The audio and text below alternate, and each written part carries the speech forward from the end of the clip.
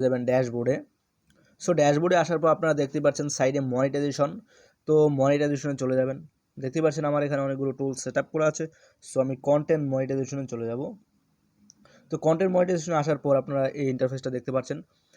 So যাদের নতুন নতুন লাইসেন্সপ্রাপ্ত মিউজিক ইউজ করার জন্য ইনভাইট করা হয়েছে তাদেরটা উপরে থাকবে, আর যাদের যাদের দিয়ে দিয়েছে অলরেডি তাদের আপডেট করে নিচে দিয়ে দিয়েছে ট্রাই ইট নাও। সো এখান থেকে আমরা মিউজিক ইউজ করতে পারি। তো এখান থেকে ইউজ না করে আমরা অন্য জায়গা থেকে ইউজ করতে পারি, কোনো ব্যাপার না।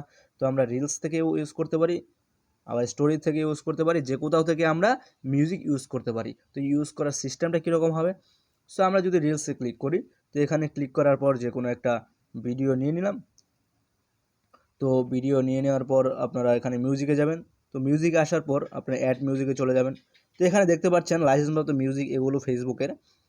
সো এখানে লেখা আছে রেভিনিউ শেয়ারিং।